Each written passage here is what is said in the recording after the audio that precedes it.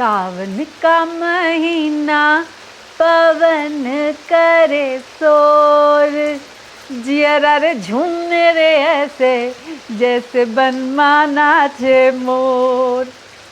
तो भाई ये तो है सावन स्पेशल गाना। और ये है एक सावन की स्पेशल मिठाई जिसकी रेसिपी मैं आज आपके साथ शेयर करने जा रही हूँ। अनरसे, और वो भी एक इंस्टेंट अनरसे की रेसिपी।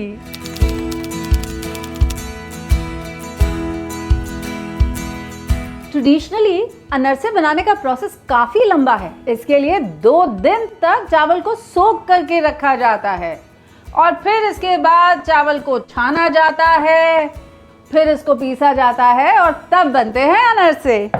लेकिन आज मेरे पास है आपके लिए एक इंस्टेंट अनरसे की रेसिपी, जिससे अनरसे तो बनेंगे बिल्कुल वैसे ही जैसे भिगोए हुए चावल से बनते हैं, लेकिन बिना किसी झंझट, बिना किसी प्रॉब्लम के। और ये अनरसे तलते वक्त ना तो टूटेंगे, ना बिखरेंगे, अंदर से सॉफ्ट और बाहर से कुरकुरे कैसे बनेंगे, आज इन सारी प्रॉब्लम्स का सलूशन मैं आपको बताऊंगी। तो चलिए फिर शुरू करते हैं।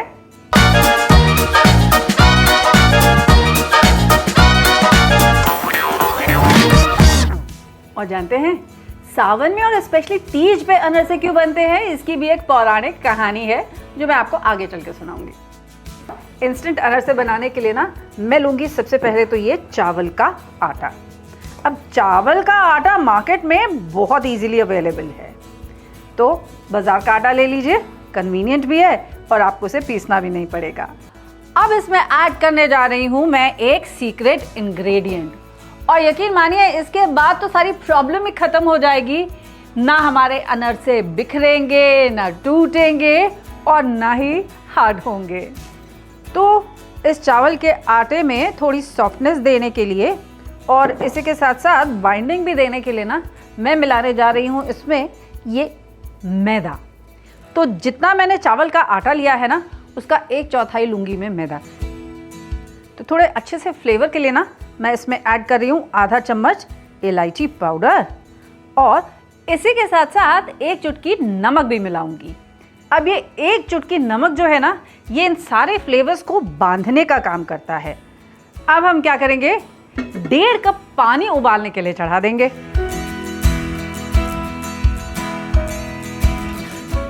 तो ये तो है हमारी सावन की स्पेशल मिठाई। अगर आपके घर में भी सावन पे कुछ और स्पेशल बनता हो तो जल्दी से कमेंट करके हम सबको भी बताइए ना। अब ये देखिए पानी बॉइलिंग पे आ चुका है, तो अब ऐड करते हैं हम इसमें 6 चम्मच चीनी। अब हम क्या करेंगे, अब इसमें थोड़ा थोड़ा करके ये चावल का आटा मिलाते चले जाएंगे और इसे अच्छे से मिक्स करते चले जाएंगे। अब इसे जल्दी से मिक्स कर लीजिए ताकि ये चावल का आटा सारा का सारा मॉइस्चर अब्सॉर्ब कर ले। ये देखिए ऐसे ये इकट्ठा होने लग जाएगा। अब गैस को हम कर देंगे बंद और 5 मिनट के लिए हम ढक करके थोड़ा सा ठंडा भी हो जाने देंगे, और इतनी देर में ये चावल का आटा सारा मॉइस्चर अब्सॉर्ब करके थोड़ा फूल जाएगा। अब इस आटे को हमें पूरी तरीके से ठंडा नहीं हो जाने देना है, बस इतना कि आप इसकी जो हीट है उसको टॉलरेट कर सकें, यानी कि बर्दाश्त कर सकें। तो करना क्या है, इसे पहले तो हम किसी बड़ी सी थाली में या परात में निकाल लेंगे। अब हम क्या करेंगे, अब हम इसमें मिलाएंगे दही और थोड़ा देसी घी भी।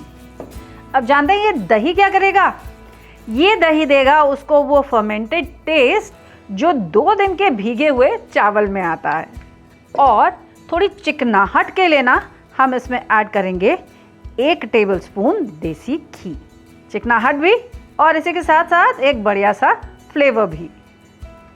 अब इसे हम अच्छे से मल लेंगे, नीड कर देंगे, खूब बढ़िया से मलेंगे तब तक जब तक कि ये आटा बिल्कुल चिकना नहीं हो जाता और इसमें कहीं भी कोई भी क्रैक्स नहीं रह जाते। बस इसे तब तक नीड कर लेंगे जब तक कि एकदम ऐसा एक स्मूथ सा डो हमारे पास रेडी नहीं हो जाता। अब बारी आती है इसे शेप करने की।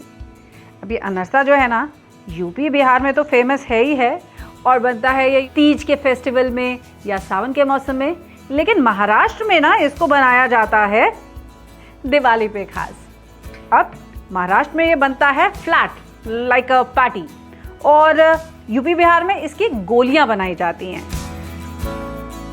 कहते हैं कि सावन के महीने में ना पार्वती जी ने पहले ये अनरसे बनाए थे और शिव जी को उनको प्रसाद के स्वरूप में अर्पित किए थे। तो बस तभी से ये प्रचलन है और सावन के महीने में हम भी इसीलिए इन्हें बनाते हैं। ये देखिए कितनी स्मूथ बनी है ये अनरसे की गोलियां।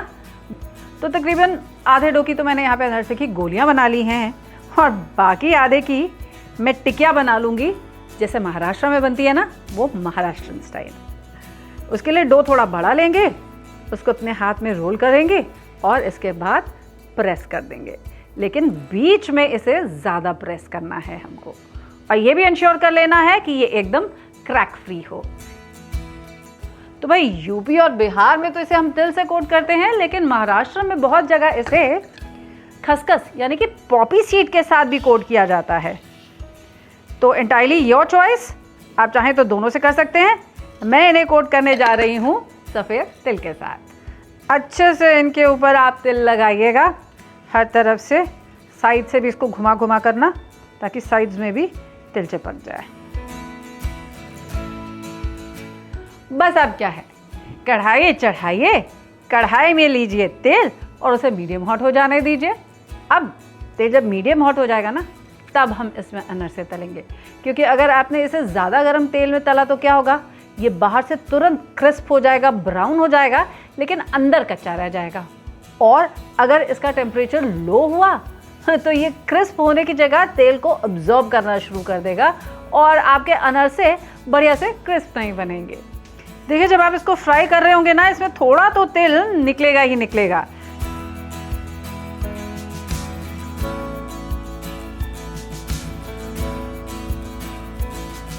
अनरसे इसमें फ्राइंग के लिए डालने के बाद ना आप 2 मिनट के लिए इसको बिल्कुल मत चलाइएगा, बिल्कुल मत छूइएगा, क्योंकि इस वक्त इसकी जो चीनी है अंदर से वो पिघल रही है, ये बहुत सॉफ्ट हैं।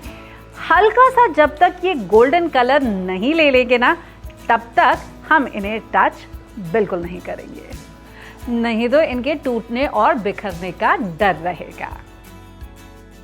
हमारे अनरसों ने ले लिया है एक बढ़िया सा गोल्डन कलर, तो अब इन्हें हम निकाल लेते हैं।